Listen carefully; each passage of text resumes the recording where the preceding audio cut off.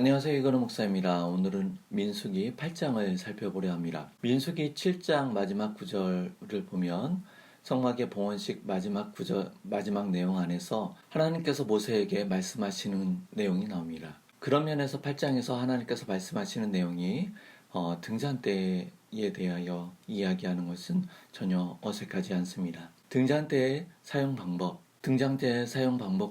등잔대의 제작 방법이 나옵니다. 이 등잔대는 성소 안에서 하나님의 권능을 나타냅니다.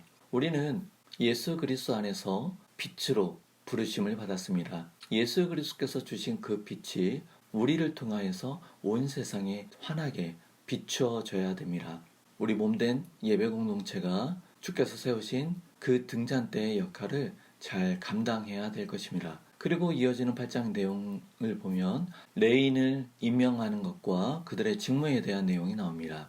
레인은 먼저 속죄의 물을 끼얹고 전신에 털을 밀고 의복을 빨고 몸을 씻습니다. 그리고 나서 번제와 소제와 속죄제를 하나님께 드리죠. 앞에서 레인들의 개수가 있었습니다. 약 22,000명이었습니다. 하지만 성막에서 섬길 수 있는 30세에서 50세 사이의 사람들을 개수해 봤을 때 약 8,500여 명입니다. 그러면 이 8,500여 명이 오늘 본문에 나와 있는 절차를 따라서 제사를 드리고 또 안수함을 받고 그렇게 했다고 볼 수도 있고, 그보다는 어떠한 대표자들이 이러한 순서를 따라서 드렸다라고 볼 수도 있습니다.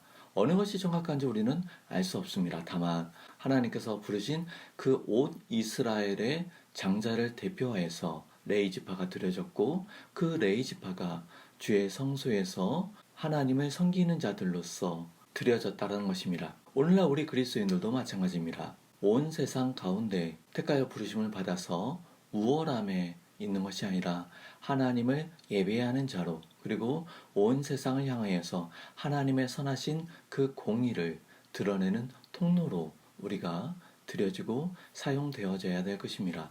우리를 통하여서 하나님의 통치가, 하나님의 나라가 증거되는 그러한 삶을 살아야 될 것입니다. 민수기의 읽기와 묵상이 결코 쉽지는 않습니다. 우리와의 간격이 있고 우리와의 문화와 정서적 차이가 있기 때문에 결코 쉽지는 않습니다.